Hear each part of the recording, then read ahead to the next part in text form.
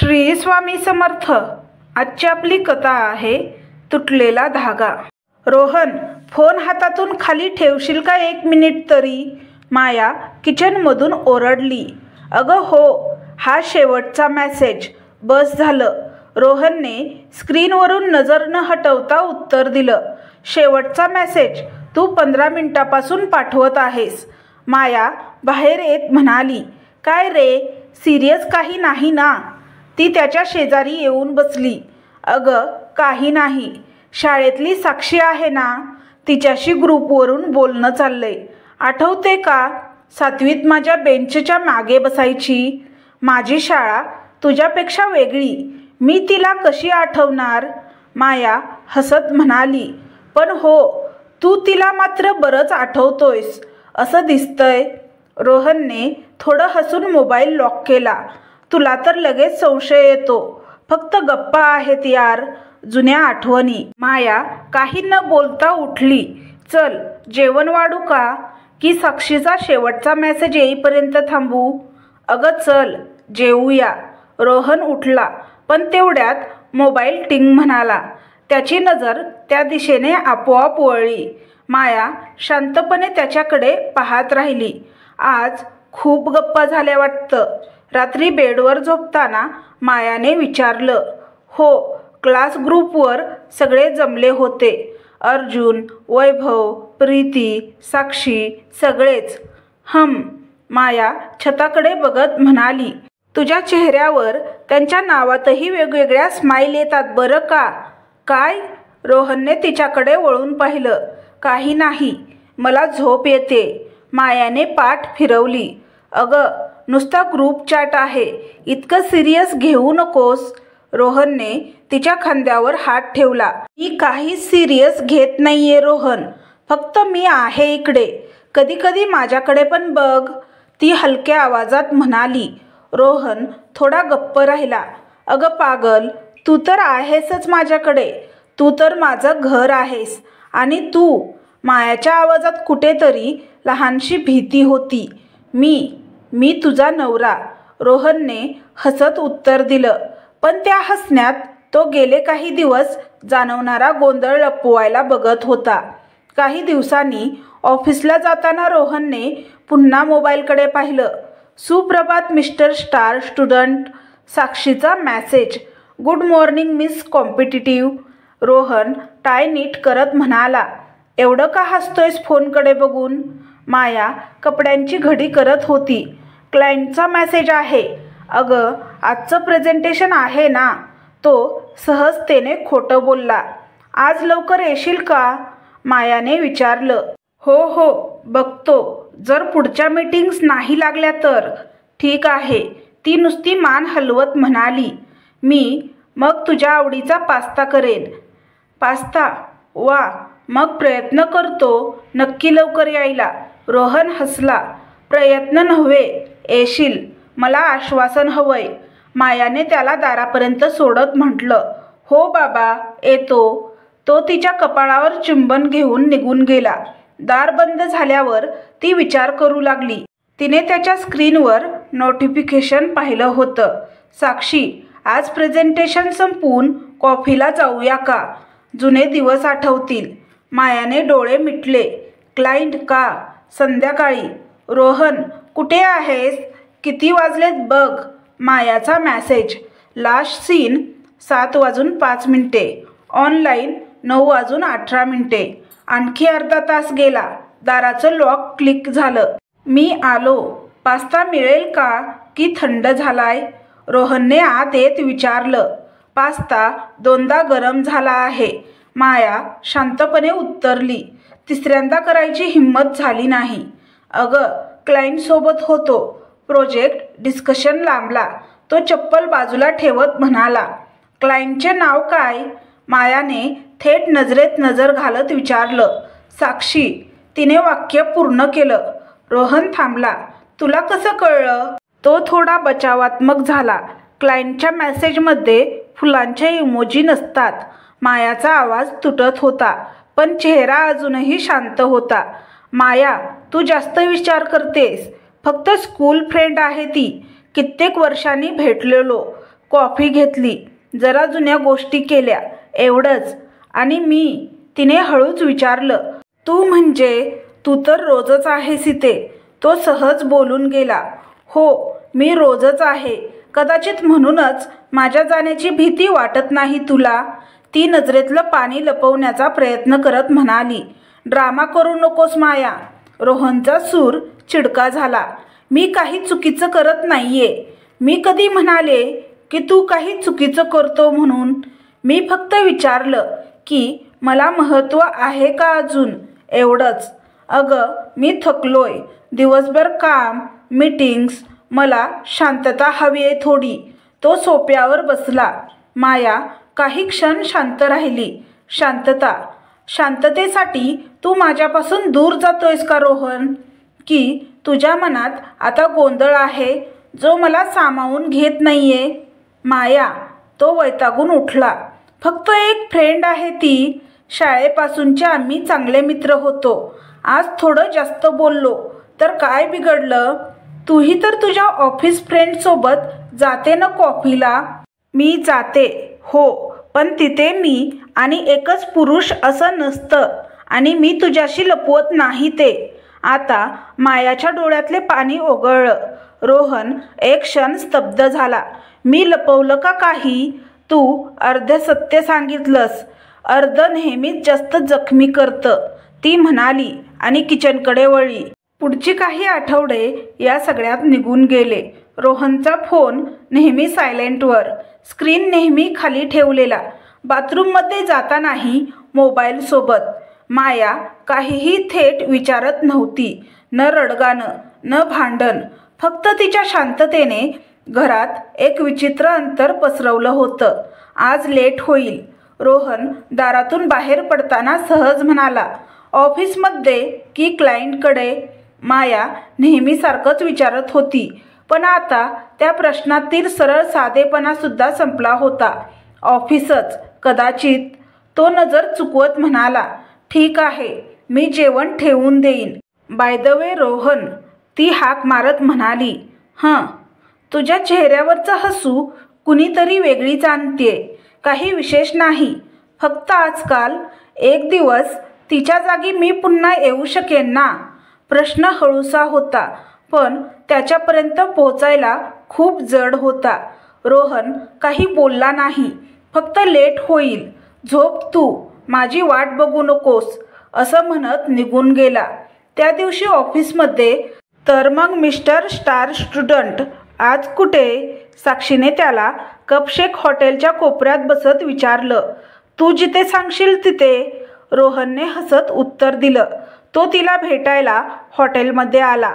वा, इतका वेळ देतोयस मला? मायाला चालतं का हे? साक्षीने टेबलावर कोपरा टेकवत विचारलं. हो, काय प्रॉब्लेम आहे तिला? मी तिला सगळं सांगतो. हे तो आपोआप बोलून गेला. स्वतःलाच माहीत होतं की हे पूर्ण खरं नव्हतं. रिअली? साक्षीने चलाक नजरेने त्याच्याकडे पाहिलं. रिअली? तो हसत हसत विषय टाळत होता. काही नाही. बाय द वे, आठवतंय का शाळेचा तो फेअरवेल? आपण दोघांनी डान्स केला होता. अगं, तो तर सगळ्यांनी केला होता. हो, पण मला आठवतं तू पहिल्यांदा हात पुढे केला होता आणि माझा हात हातात घेतला होतास. साक्षीच्या डोळ्यात काहीतरी जुनं पण वेगळंच चमकत होतं. तेव्हा आपण सगळे वेगळे होतो साक्षी. आता तुझं लग्न झालंय, बरोबर? आणि तू सेटल झाला आहेस, बरोबर? ती हसत म्हणाली, पण त्या हसण्यात हलकासा टोमणा होता. हो, माया खूप चांगली आहे. केअरिंग, समजूतदार, घर छान जपते. उफ, म्हणजे तू त्या टिपिकल परफेक्ट वाईफ टाईपची गोष्ट सांगतोयस. पण तुझ्यासोबत गप्पा मारायला, हसायला, वेड्यासारखं फिरायला कोण? रोहन काही क्षण गप्प राहिला. त्याच्या मनात मायाचा थकलेला चेहरा, शांत डोळे आणि मग साक्षीचा हसरा चेहरा दोन्ही भिडत होते. कधी विचार केलास का रोहन? साक्षी कॉफी हलवत म्हणाली. काही जण आयुष्यात योग्य वेळी येतात आणि काही उशिरा. कदाचित मी उशिरा आले असेन तुझ्या आयुष्यात. त्याच्या हातातल्या कपाचा किनारा गार झाला. साक्षी, हे असं. तो काहीतरी योग्य शब्द शोधत होता. रिलॅक्स, मी काही प्रपोज करत नाहीये तुला. ती गालातल्या गालात हसली. फक्त जुनी मैत्री थोडी एक्स्ट्रा स्पेशल झाली तर जगाचं काही बिघडत नाही. बस. रोहनने खिडकीबाहेर पाहिलं. रस्त्यावर पावसाचे हलके थेंब पडत होते. मायाने सकाळी सांगितलं होतं, छत्री घेऊन जा, पाऊस येईल. तो हसला होता. काय हवामान विभागापेक्षा जास्त प्रेडिक्शन करतेस ग? क्षणभर त्याला तिची आठवण झाली आणि लगेच पुन्हा साक्षीकडे. त्या रात्री घरी किती वाजलेत माहीत आहेत? माया शांतपणे विचारत होती त्याला आत येताना पाहून. अगं सॉरी, थोडी गर्दी होती रस्त्यात. पावसामुळे ट्रॉफिक. आज जास्त पाऊस आला नाही रोहन, ज्याने ट्रॉफिक होईल. ती अजूनही त्याच्याकडे स्थिरपणे पाहत म्हणाली, किमान या शहरात तरी नाही. तो अडखळला. तू भिजला नाहीयेस. कपडे कोरडेच आहेत. तुझ्या खोट्यात सुद्धा आता दम उरला नाही. माया प्लीज, तो चिडचिडत म्हणाला. मी फक्त जरा. तिच्यासोबत होतास. थेट प्रश्न. आता पळून जाण्यासाठी कोणतंही वाक्य नव्हतं. हो होतो, त्याने चुकलेल्या नजरेने मान्य केलं. तू मला सांगितलंस का जाताना? माझा हेतू काही चुकीचा नव्हता ना माया. मी तुझ्याशी रोज भांडत नाही ना. घर खर्च, जबाबदाऱ्या सगळं निभावतो ना मी. हो, तू सगळं निभावतोस, पण नातं निभावण्यासाठी फक्त बिलं भरून चालत नाही. तिच्या आवाजातली रुखरुख आता त्याला स्पष्ट होती. तुला तिच्यात काय आवडतं रोहन? तो चकित झाला. काय? हो, मला जाणून घ्यायचंय. तिच्यात काय आहे जे माझ्यात नाही? सांग ना एकदा. अगं, कंपेअर करू नकोस स्वतःला. तू वेगळी आहेस, ती वेगळी. तरीही प्रयत्न कर. जशी तू तिला पुन्हा आयुष्यात येऊ दिलीस तशीच मला थोडी जागा दे. तू मला काहीच सांगत नाहीस. मी फक्त अंदाज लावत बसते. घरातलं वातावरण बदलत चाललं होतं. एका बाजूला शांतपणे खचत जाणारी माया आणि दुसऱ्या बाजूला गोंधळलेला पण अहंकाराने डोळे लाल झालेला रोहन. ती मोकळी आहे, बिनधास्त बोलते, हसते. जुन्या आठवणी, शाळेचे दिवस आठवतात तिच्यामुळे. तिच्यासोबत असताना मी पुन्हा तरुण वाटतो स्वतःला. काही काळासाठी तरी जबाबदाऱ्यांपासून दूर जातो. त्याने अखेर खरं बोलून टाकलं. मायाने शांतपणे मान हलवली. आणि माझ्यासोबत असताना? रोहन गप्प. माझ्यासोबत असताना तुला काय वाटतं रोहन? खूप वेळ गेला.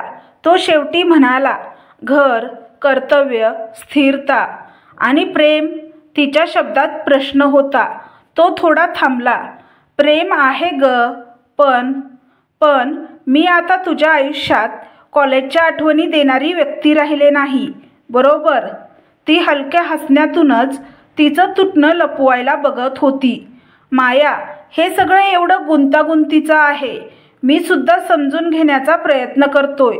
हो, प्रयत्न तू करतोयस, पण तिच्यासोबत वेळ घालवण्यात. आपण दोघेही कॉलेजमध्ये किती गप्पा मारायचो, किती फिरायला जायचो. आणि आता माझ्यासोबत बसून 2 शब्दही नाही बोलत तू. तुझ्या जीवनात मला सहभागी होऊ देत नाहीयेस आणि मला मात्र तुझ्या निर्णयाचे परिणाम शांतपणे सहन करायला सांगतोयस. ती हळूच म्हणाली, ठीक आहे रोहन, जर तुझं मन तिकडे खेचलं जात असेल. मला रडून भांडून इथे धरून ठेवायचं नाही. पण इतकं वचन दे, माझ्या आयुष्यातील त्यागांची, माझ्या उपस्थितीची थट्टा करू नकोस. पारदर्शक राहा. किमान तुझ्याकडून एवढं अपेक्षित ठेवायचा हक्क आहे माझा. रोहनने तिच्याकडे पाहिलं. तो काही बोलणार होता, पण त्याच वेळी तिच्या मोबाईलचा अलार्म वाजला. काय आहे हे? तो चिडून विचारत म्हणाला. हे, ती हसली. दररोज रात्री 10 वाजता मला स्वतःला आठवण करून द्यायची असते की मी अजूनही कुणाच्या आयुष्यात पहिली प्राधान्य असेल. असं वाटत बसणं थांबव माया. तो शब्दाच्या शोधात होता, पण शब्दापेक्षा त्याचं मौन आता जास्त दुखावू लागलं होतं. काही दिवसांनी शनिवारी आज आपण कुठेतरी बाहेर जाऊया का? फार दिवस झाले आपण असेच दोघं एकत्र कुठे बाहेर गेलो नाही. मायाने धीर करून विचारलं. आज? रोहन मोबाईल पाहत म्हणाला. आज तर मी म्हणजे ऑफिसचं थोडं काम आहे. शनिवारी. हो, क्लायंटचं नाव आता मला पाठ झालंय रोहन. क्लायंट साक्षी. ती थोडं हसण्याचा प्रयत्न करत म्हणाली, पण हसू डोळ्यात येण्याआधीच ओघळून पडलं. अरे माया, आज तिचा बड्डे आहे. सगळे स्कूल फ्रेंड जमणार आहेत. मी नाही गेलं तर वाईट दिसेल ना कोणाच्या नजरेत?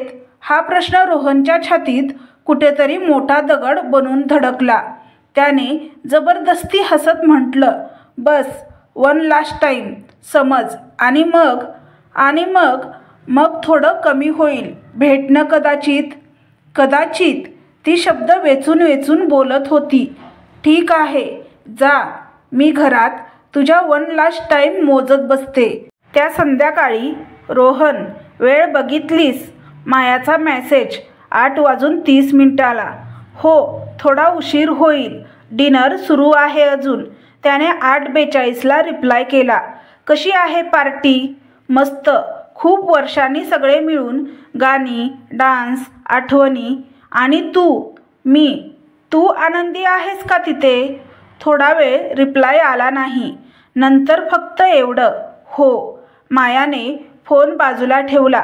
घरात शांतता होती. गॅसवर शिजून झालेलं जेवण थंड झालं होतं. मेजावर 2 प्लेट्स ठेवलेल्या, पण एकही वापरली नव्हती. घड्याळांच्या काट्यांनी रात्रीशी केलेला संवाद ती शांतपणे ऐकत बसली. आनंदी आहेस का तिथे? तिने डोळे मिटून स्वतःलाच विचारलं. उत्तर निघालं, हो. मी इथे एकटी असूनही तुझ्या परतीची वाट बघतेय. म्हणजे अजून मीही तुझ्यावर प्रेम करते. पण आनंद आणि प्रेम वेगळं असतं माया, तिचं मन म्हणत होतं. रात्रीचे 11:15 वाजता दाराची बेल झाली. माया पटकन उठली. दार उघडल्यावर रोहन थोडा नशेत दिसत होता. डोळ्यात चमक, चेहऱ्यावर मोठं हास्य. माया, गेस कर आज कोणत्या गाण्यावर मी डान्स केला? तो आत येत म्हणाला. मला गेस करायला आवडत नाही आता रोहन. जीवनात पुरेसे अंदाज बांधून बघितलेत. ती बाजूला सरकली. अरे, मूड खराब करू नकोस. साक्षीने. हो, माहीत आहे. आज तिचा बर्थडे. नेहमीप्रमाणे तुझ्या प्रत्येक महत्त्वाच्या गोष्टीत तिचं नाव आधी येतं, माझं नंतर. रोहन शांत झाला. क्षणभर शांतता पसरली. तुला माहीत आहे रोहन, माया हळू आवाजात म्हणाली, मी आज ठरवलं होतं, तू वेळेवर आलास तर आपण टेरेसवर चहा घेऊ, जुने फोटो बघू, आपणही आपल्या आठवणींना भेट देऊ. पण कदाचित तुझ्या आयुष्यातल्या जुन्या आठवणींना आता नवा चेहरा मिळालाय, त्यात मी बसत नाही. माया, तू थोडं ओव्हर रिॲक्ट करतेस.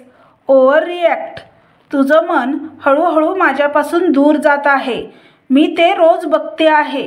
काही बोलत नाही, काही मागत नाही, आणि तरीही ओव्हर रिॲक्ट. तिचा आवाज आता कापत होता. बरं, आता हे सगळं उद्या बोलूया. मला खूप थकवा आलाय. ड्रिंक्स पण झाले. तुझ्या थकव्याला मी जास्त त्रास देणार नाही. जा, झोप. ती वळली. तू कुठे? मी थोडा वेळ हॉलमध्ये बसेन. तुझ्या आणि माझ्यात जे अंतर वाढतंय ना, त्याचा आवाज मला रात्री जास्त ऐकू येतो. पुढचा दिवस. रोहन, आज थोडा वेळ आहे का तुझ्याकडे? माया सकाळी चहा देताना विचारत होती. ऑफिसला उशीर होतोय माया. काय झालं? काही नाही. तुझ्या शर्टला बटन लावलं होतं, ते सैल होतं. बघ, इतक्या छोट्या वस्तू मी अजूनही जोडते आहे तुझ्यासाठी, आणि मोठ्या त्या तुटतायत. डायलॉग मारू नकोस प्लीज. मी पुढच्या विकेंडला आपण दोघे कुठेतरी जाऊया म्हणतोय. मूड चेंज होईल तू म्हणतोयस, पण तसं होईल का?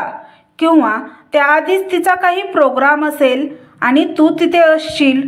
तो त्रासिकपणे श्वास घेत म्हणाला, मला आता लेट होतोय, संध्याकाळी बोलूया. कधी? जेमतेम 7-7:30पर्यंत येईल.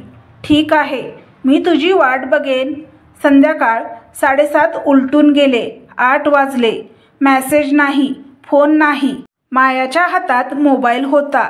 स्क्रीनवरचं वॉलपेपर, त्याच्या लग्नाचा फोटो. रोहन हसरा. माया लाजरी. त्या फोटोतील तू कुठे हरवलास रोहन? ती स्वतःशीच बोलली. तेवढ्यात फोनवर नोटिफिकेशन आलं. Battery low, 10%.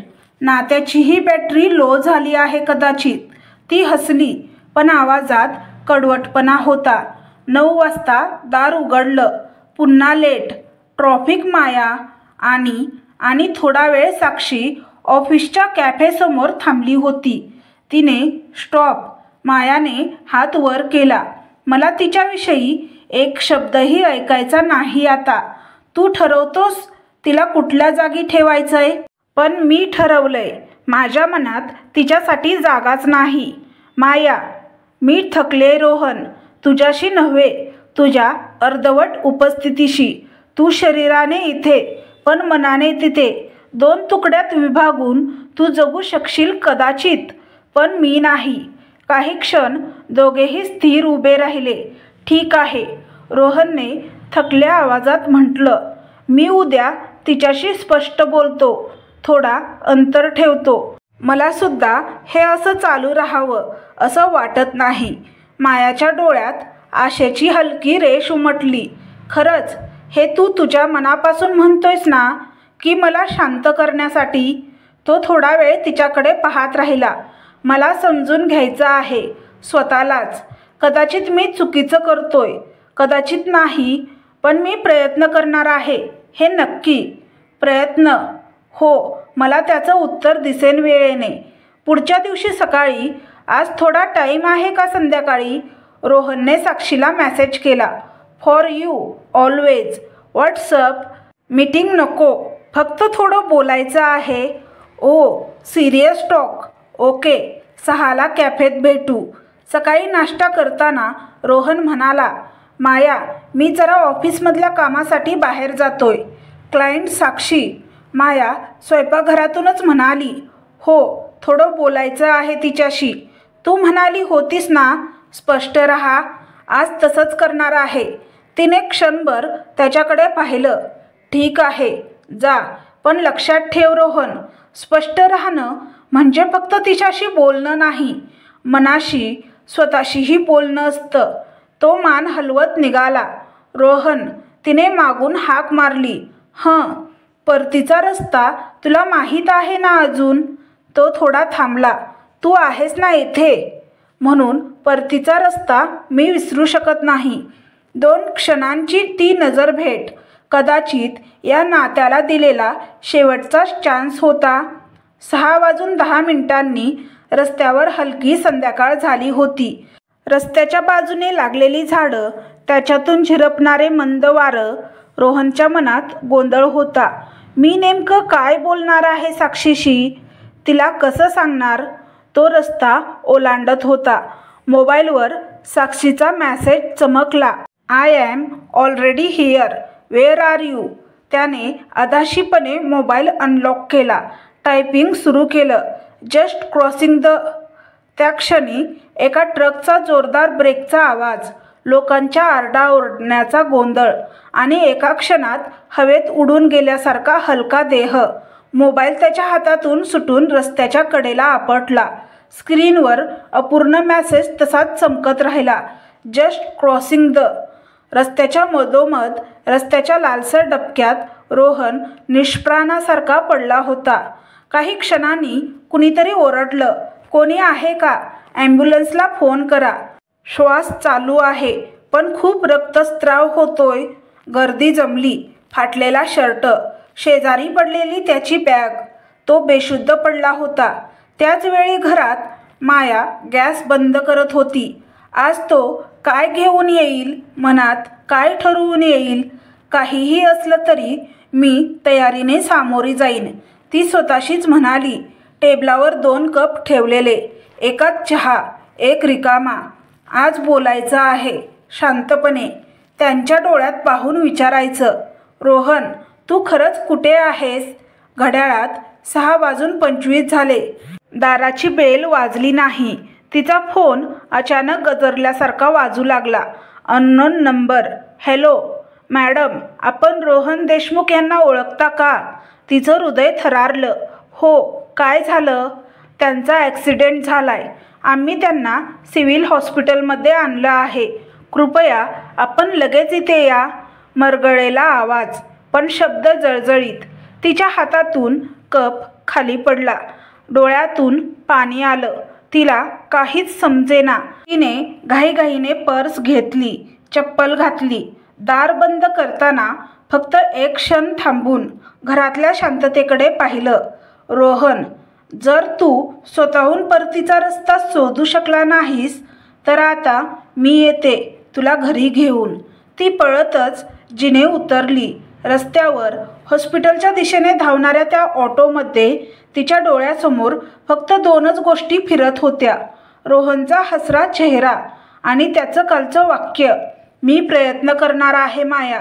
आता मात्र हा प्रयत्न प्रियसीपासून दूर जाण्याचा नव्हे तर मृत्यूपासून दूर पळण्याचा होता. दोघांच्या नात्यांसाठी, एका स्त्रीच्या निशब्द प्रेमासाठी आणि एक आयुष्य पुन्हा नव्याने लिहिण्याच्या संधीसाठी. तिच्या धडधडणाऱ्या हृदयासोबत ती थेट सिव्हिल हॉस्पिटलच्या गेटसमोर ऑटोतून बाहेर पडली. रोहन देशमुख. ती दवाखान्यात शिरताच रिसेप्शनला म्हणाली, ICU, 2रा मजला. कर्मचाऱ्याने सरळ सांगितलं. मायाने न अडखळता पायातली ताकद एकवटून जिना चढला. तिला चक्कर आल्यासारखं वाटत होतं, पण तिच्या मनात फक्त एकच आवाज ऐकू येत होता, मला रोहनला पाहायचंय. ICU मधून डॉक्टर नाटेकर बाहेर आले. पेशंटचे नातेवाईक कोण? त्यांनी गंभीर आवाजात विचारलं. मी पत्नी आहे. काय झालं आहे? कृपया सांगा, माया थरथरत्या आवाजात बोलली. त्यांना डोक्याला मोठा मार लागला आहे. रक्तस्राव जास्त होता. सध्या ते कोमात आहेत. आम्ही त्यांना स्टेबल केले आहे, पण पुढचे 48 तास अत्यंत महत्त्वाचे आहेत. मायाच्या डोळ्यातलं पाणी आता थांबेना झालं. काही शस्त्रक्रिया झाली आहे का? हो, मेंदूतील रक्ताची गाठ काढली आहे. काही तास लागतील शुद्धीवर येण्यास, किंवा ते थोडे थांबले दीर्घकाल उपचार चालू राहतील. माया म्हणाली, मी पाहू शकते का त्याला? बाहेरून पाहू शकता, आतमध्ये प्रवेश नाही, डॉक्टरांनी सांगितलं. तिने मोठा श्वास घेतला. ICUच्या काचेकडे पाहिलं. बेडवर झोपलेला, शरीरावर नळी, चेहऱ्यावर ऑक्सिजन मास्क लावलेला. तिने हात काचेला टेकवला. रोहन, उठ. मी म्हणत नव्हते का तुला जाऊ नकोस? मला फक्त तू हवा आहेस. परत ये. तिचा आवाज काचेवर धक्का बसून परत तिच्याच कानात गुंजू लागला. तिने रोहनच्या कुटुंबियांना फोन लावला. त्याचे पालक, लहान बहीण सगळे धावत आले. हॉस्पिटलच्या वेटिंग रूममध्ये पसरलेली धास्ती, चिंता आणि प्रश्नांनी वातावरण तणावत होतं. साक्षीला सांगितलं का? रोहनची बहीण श्वास घेत विचारत होती. माया थबकली. साक्षी. तिचं नाव ऐकून क्षणभर तिला एखाद्या विस्मृतीतील जखम आठवल्यासारखं झालं. शेवटचा मेसेज त्याने तिलाच पाठवला असेल ना. बहिणीला भाऊ साक्षीला भेटायला जातोय याची माहिती होती. मायाला एक प्रकारचं थंडपण जाणवलं. सांगणं खरंच गरजेचं आहे का? तिने नंबर डायल केला. हॅलो, साक्षी बोलते. उत्सुक आवाज होता. हो, माया बोलते आहे, रोहनची पत्नी. मायाने थेट सांगितलं. समोरील आवाज मंदावला. ओ यस, काय म्हणतेस? रोहनचा अपघात झाला आहे. तो ICUमध्ये आहे. आज तो रस्त्यावर. तिला शब्द गिळण्यासारखी वेदना जाणवली. थोडं शांत राहून साक्षी म्हणाली, ओ तो ठीक आहे ना? आता कसा आहे? मायाने डोळ्यातलं पाणी पुसलं.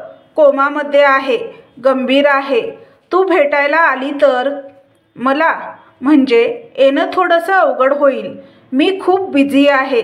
मी त्याची खास मित्र नाही माया, आणि मी हॉस्पिटल अवॉइड करते. हो, मला माहीत आहे तुम्ही किती खास होता. मायाचे शब्द कडू झाले. रिलॅक्स, मी काही वाईट म्हणत नाही. तू वरचढ होऊ नकोस. मी समजते तुझं टेन्शन, पण मी येऊ शकत नाही. काय मदत हवी असेल तर मेसेज कर. आणि फोन कट झाला. इतकं स्वच्छ होतं साक्षीचं उत्तर. स्वार्थी, अनौपचारिक आणि आतून पोकळ. मायाला वाटलं होतं कमीत कमी एकदा येईल, पण त्या स्पेशल नात्याची मर्यादा तिने ओळखली नव्हती. संध्याकाळी डॉक्टरांनी सांगितलं, कुटुंबियांनी एक एक करून पाहू शकता. मायाने हळूच ICUच्या काचेमागे डोकावलं. रोहनच्या चेहऱ्यावर ऑक्सिजन मास्क, डाव्या हातात सलाईन. हृदयाचा बीप आवाज हलकेच वाजत होता. तिने मनात असंख्य शब्द बोलले. रोहन, उठ. तुला अजून मला सांगायचं आहे. तू खरोखर कोणासोबत होतास? तू का हरवलास माझ्यापासून? तू माझ्याकडे परत यायला तयार होतास का? पण आज नाही. आज तिचं मन एकच म्हणत होतं, तू श्वास घेत असलास सुद्धा माझ्या आयुष्याचा अर्थ राहतोस. रात्री डोळे उघडत बंद करत वेळ काढणारी माया थोडा वेळ बसून होती. डोकं खुर्चीच्या बॅकमध्ये टेकवत होती. तेवढ्यात डॉक्टरांनी सांगितलं, त्यांच्या हाताची प्रतिक्रिया दिसली आहे. होश येण्याची शक्यता आहे. तिने उठून डॉक्टरांचा हात धरला. खरंच? हो, सकारात्मक लक्षण आहे. परंतु पूर्ण होश आल्याशिवाय आम्ही काहीही सांगू शकत नाही. मायाच्या नसांमध्ये आशेची पहिली कळी फुटली. रोहन, तू परत ये. मी तुझी वाट पाहते आहे. कोणीतरी ICUच्या काचेच्या बाहेर हालचाल केली. नर्स आली होती. मॅडम, ते डोळे हलवू लागले आहेत. हवे तर तुम्ही थोडं बोलू शकता. काचेच्या पलीकडे असलं तरी आयडली आवाज पोहोचतो. मायाचे डोळे पाण्याने भरले. ती काचेपाशी उभी राहिली. बाहेरून परत दिसणाऱ्या अर्धवट शुद्धीत असलेल्या रोहनकडे पाहत म्हणाली, रोहन, मी इथे आहे. मी कधीच गेली नाही. तू म्हणालास मी प्रयत्न करणार आहे माया. तू प्रयत्न केलेस तर मी तुझ्यासोबत कायम राहीन. हार्ट मॉनिटरने बीप वाढवला. हलका स्पंदन. मी खूप रागावले तुझ्यावर, पण तुझ्याशिवाय राहणं त्याहून जास्त भीती वाटते मला. तिच्या डोळ्यातून अश्रू ओघळले. त्याने हलकासा डावा हात वर हलवला. त्याच्या बोटांनी हलकी हालचाल केली. नर्स धावत आली. ते प्रतिक्रिया देत आहेत. ही खूप चांगली लक्षणं आहेत मॅडम. मायाचं हृदय उसळलं. ती थोडी मागे सरकली. भिंतीला टेकली. देवाला धन्यवाद दिले. आभार मानले. तिने पुटपुटलं. एका आशेची लाट तिच्या मनात उसळली. पुढील 24 तास रोहन हळूहळू शुद्धीवर येऊ लागला. पहिल्या भेटीत डोळे उघडले, पण बोलता आलं नाही. दुसऱ्या वेळी नर्सच्या सहकार्याने हातात लिहिलं. माया. ती जवळ आली. हो, तीच. ती तिथे होती. तिने हात त्याच्या हातावर ठेवला. भांडायचं तर परत बरा हो आधी. मी तयार आहे. रोहनच्या डोळ्यात पाणी आलं. तीही पुन्हा पुन्हा स्वतःला सावरत सरळ उभी होती. भावनांनी भरून न बोलणं हीच खरी ताकद आहे, तिने मनात म्हटलं. 2 दिवसांनी प्रथम संवाद झाला. रोहन ICUमधून शिफ्ट झाला. ऑक्सिजन काढलेल्या अवस्थेत आता त्याला बोलता येत होतं, पण आवाजात कालच्या वेदना टिकून होत्या. माया, तो म्हणाला. हो, मी इथेच आहे. ती त्याच्या शेजारी बसली. तिचा हात त्याच्या हातावर. मी काही बोलू इच्छितो. बोल ना, माया म्हणाली. थोडा वेळ त्याने नजर खाली ठेवली. मी खूप चुकीचं केलं. मला कळलं नव्हतं माया. कधी मी तुझ्यापासून दूर गेलो. कधी माझ्या स्वतःच्या मनातले आवाज मीच ऐकले नाहीत. तिच्या डोळ्यात हलकं हसू पसरलं. मला माहिती आहे तू दूर गेलास. आता मला फक्त एवढंच म्हणता येईल, तू परत आलास याचं समाधान आहे. बाकी वेळ सांगेन. माया, साक्षी. तिने थांबवलं. तुला मला सोडून जायचं असेल तर तू जाऊ शकतो साक्षीकडे. तो शांतपणे तिच्याकडे बघत राहिला. तू एवढी शांत कशी राहू शकलीस? मी कुठे हरवत होतो ते पाहून. कारण मी स्वतःसाठी एक वचन ठेवलं होतं रोहन. ती म्हणाली, कधी चुकीच्या व्यक्तीसाठी मी स्वतःचा आवाज गमावणार नाही. तुझं वागणं मला तोडत होतं, पण मला तुटायचं नव्हतं. माझ्या प्रेमासाठी मी झगडण्याचा निर्णय केला होता. त्यात तुझं आत्मभानही वाचलं. रोहनने तिचा हात हलकेच घट्ट पकडला. मी असं पुन्हा कधीच करणार नाही. मी माझ्या मनातल्या वासनेला, आकर्षणाला वा निसटणाऱ्या भावनांना, नात्यांवर किंवा तुझ्या प्रेमावर जिंकू देणार नाही. मायाच्या डोळ्यात पुन्हा पाणी भरलं. सगळी माफी तोंडाने मागता येते, पण तुझ्या वागण्यातूनही ती दिसायला हवी. तोपर्यंत मी तुला पूर्णपणे क्षमा देणार नाही. आणि ते ठीक आहे, कारण खरी माफी ही वेळ घेते. त्याने मान खाली घातली. मला माहीत आहे आणि मी वेळ द्यायला तयार आहे, तुझ्यासाठी आणि आपल्या नात्यासाठी. एका संध्याकाळी डिस्चार्जनंतर रोहनचे शरीर स्वस्थ होऊ लागले होतं. माया त्याला घरी घेऊन आली होती. घरात नेहमीसारखा शांत साज नव्हता, पण त्यात वाऱ्याची नवी सुराहट होती. काय बनवू? तुझी आवडती डिश? माया किचनमधून बोलली. नाही, तुझ्या आवडीची. मी मदत करतो, तो उठण्याचा प्रयत्न करत म्हणाला. शांत रहा, अजून शरीर ताण सहन करणार नाही, ती हसत म्हणाली. तो थांबून तिच्याकडे बघत राहिला. हे घर आता पुन्हा घरासारखं वाटतंय माया, ती त्याची नजर टाळत म्हणाली. ते तुझ्या आतलं घर आहे. ते बंद केलं होतंस तू. आता त्याचे दरवाजे पुन्हा उघडत आहेत. रोहनच्या शारीरिक आणि मानसिक आरोग्यात सुधारणा झाली होती. त्याने डायरी लिहायला सुरुवात केली होती. त्याच्या भावनांची कबुली. पहिल्या पानावर लिहिलं होतं, त्या अपघाताने माझ्या शरीरावर जखमा दिल्या, पण माझ्या मनाला सत्य जाणवलं. माया माझं प्रेम नव्हे, माझी दिशा आहे. साक्षी म्हणजे वाऱ्यासारखी, स्पर्श करून निघून गेली. माया म्हणजे जमीन, ज्यावर मी उगवतो. तो दिवसभरात अनेकदा तिच्याजवळ येऊन शांतपणे म्हणायचा, माझ्या आयुष्यात फक्त तुझ्यासाठी जागा शिल्लक आहे. तू परत येशील का त्या जागेत? आणि माया प्रत्येक वेळी थोड्या हसण्यातून म्हणायची, मी कधीच दूर गेले नव्हते रोहन, फक्त थांबल्यासारखे होते, तू परत येशील म्हणून. एक दिवस साक्षीचा मेसेज, हाय, मला जाणून घ्यायचं होतं रोहन कसा आहे. मायाने फोन रोहनकडे दिला. तिला उत्तर द्यायचं का? रोहनने फोन हातात घेतला.